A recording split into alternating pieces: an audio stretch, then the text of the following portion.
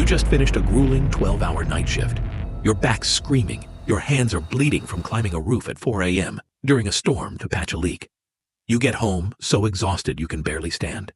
You just want to close your eyes for an hour. But instead, you wake up and find your clothes stuffed into a trash bag, your wallet completely empty, and a single note slapped on the fridge. You're useless. Get out. That's how my wife Elaine ended our 7-year marriage. No tears, no goodbye. Just a cold stare. And her son Craig standing beside her, tossing me the keys to my own truck like I was the help. "Go cry somewhere else," he said, "and don't ever come back. My name's Randy, I'm 34. I used to believe love could get you through anything. But in one day, I went from being the man who held the family together to a nobody, sleeping in the back of my truck for 3 straight nights in a 24-hour supermarket parking lot." But this story? It doesn't end in tragedy. It starts there. Because what Elaine didn't know was that I'm not the kind of man who breaks easy. I work night shifts. I build with my hands. I know how to wait, how to endure, and when it's time, how to fight back. After being tossed out like trash, I started over from nothing. My best friend Wyatt let me crash at his place. I found a small apartment. And that's when I discovered the full extent of the betrayal. Elaine had staged the roof leak that night, using the garden hose. She had a secret bank account and had been siphoning money from our shared funds for months. And the worst part? She forged my signature to take out a $25,000 loan, putting my house up as collateral. Yeah, the house my grandfather left me. A house only in my name. Elaine lived there for 5 years, spent my money, slept under my roof, then kicked me out like I was freeloading. So I got a lawyer. His name was Frank. Sharp, serious, and smarter than anyone I've ever met. Together we built a case: fraud, forged documents, bank records, screenshots, and legal proof that the house was mine. And then came the Monday morning that changed everything. 8:59 a.m. Frank and I parked down the street from the house. The cops approached the front door. I followed at a distance, and through the window, I saw Craig, shirtless, half asleep in his boxers. Elaine scrambling to throw on a robe. The officers handed over the paperwork. I watched her face shift. Confusion to panic, to rage, and finally, despair. Craig started screaming at me, calling me a loser, saying his mom only stayed with me out of pity.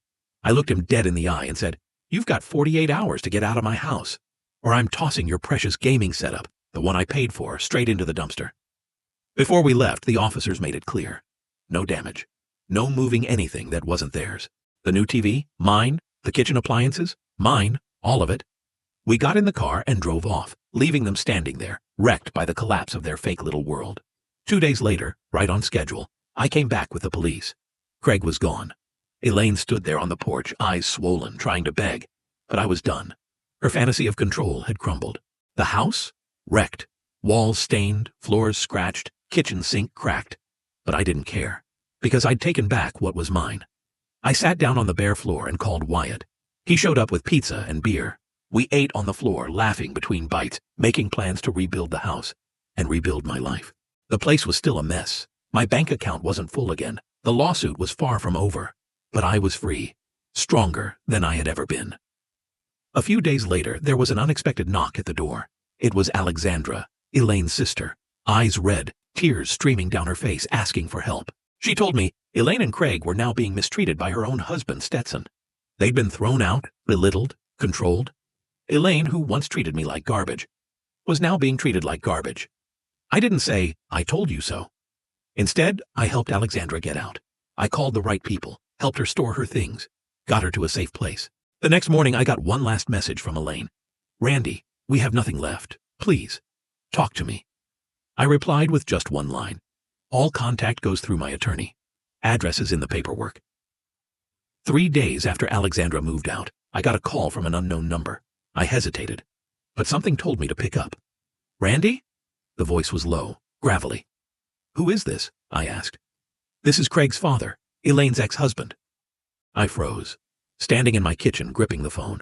I'd only heard about him in vague stories, always painted as the villain, the reason Craig turned out the way he did. "What do you want?" I said, my voice cold. He sighed. "I heard from Alexandra. I just wanted to apologize, not for Elaine, she made her choices, but for my son." I stayed quiet. He continued.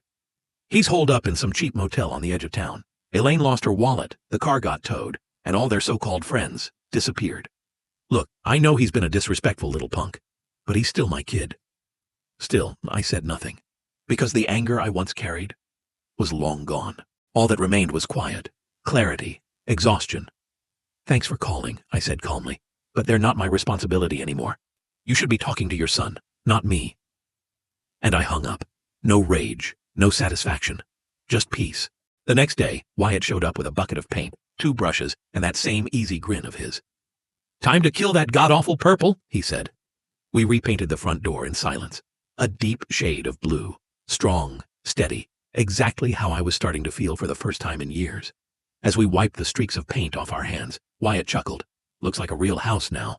I nodded, and for the first time in months, I actually believed it. A few days later, I got an email. Simple subject line. Until next time, Alexandra. She invited me to dinner. No pressure, no complicated feelings. Just a thank you. From someone who'd also been hurt, and like me, was figuring out how to stand back up. We met at a small place in town, barbecue smoke in the air, warm yellow light strung across the ceiling. We didn't talk much about Elaine or Stetson. We talked about dreams, about the days ahead, about quiet evenings with nothing more than a cup of tea and a good chair on the front porch. I don't know what'll happen to Elaine or Craig. Maybe they'll figure things out, maybe they won't.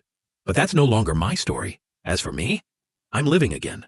Not as the guy who was tossed aside, cheated on, or broken. I'm the man rebuilding his house, with stronger foundations, good people around him, and a heart that's no longer afraid of losing. And this time, I choose who walks through that door. This isn't a story about revenge. It's a story about a man who was betrayed, discarded, and then chose to rise, reclaim what was his, and never bow his head again. If you've ever been brought to your knees by the people you trusted most, if you've had to learn how to stand back up from the very place where you were pushed down, then this story is for you. Leave a comment, a like, or share this video. Because somewhere out there, someone might be searching for just one reason not to give up. And if you want to hear more stories about strength, resilience, and the journey of taking your life back, don't forget to hit that subscribe button. We're writing the next chapters together. Thank you for listening to my story.